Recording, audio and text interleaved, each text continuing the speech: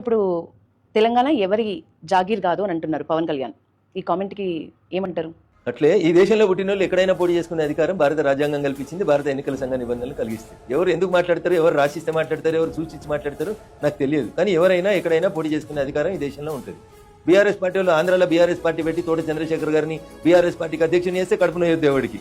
లేకపోతే ఇదే TRS party పోయి కర్ణాటకలో పార్టీ పెట్టేసి కర్ణాటక బీఆర్ఎస్ శాఖకి ఇంకొన్ని అధ్యక్షుని చేస్తే కడుపున యోద్దు. అవునా? మీరు ముఖ్యమంత్రిగా ఉన్నప్పుడు పంజాబ్కి పోయి అస్సాంకి పోయి ఇంకో దగ్గరికి పోయి బీఆర్ఎస్ పార్టీ శాఖలు పెడితే కరెక్ట్ అవుతుంది. కానీ మన రాష్ట్రంలోకి ఇంకోటి వచ్చి పార్టీ పెడతా అని పక్క రాష్ట్రం అంటే మాత్రం మీకు కోపం వస్తుంది.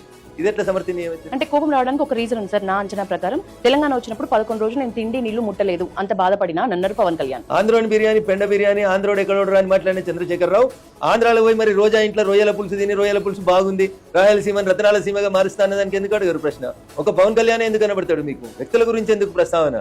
ఆంధ్ర ప్రజల్ని, ఆంధ్ర ప్రాంతాన్ని అంత ద్వేషించి ఆంధ్ర బిర్యానీ అంటే పెండ బిర్యానీ రా మీకు వండరాదు అన్నాడు కేసీఆర్.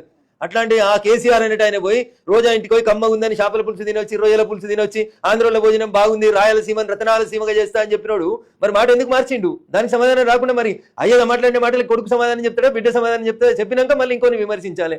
నేను చేస్తే రాజకీయం పక్కన ఉన్నోడు చేస్తే ఇంకోటి అంటే ఎట్లా కుదురుతుంది? కుదరదు అంటున్నా. ఎవరికైనా ఒకటే న్యాయం ఉంటుంది. నువ్వు ఆంధ్రప్రదేశ్ పోయి బీఆర్ఎస్ ఎందుకు పెట్టినావు? గుంటూరులో నీ ఫ్లెక్సీలు ఎందుకు పెట్టినావు అంటున్నా. ఎవడైనా ఎక్కడైనా పోటీ చేయొచ్చు. The same law applies to everybody కదా. ఇంకొని కూడా అదే వస్తుంది.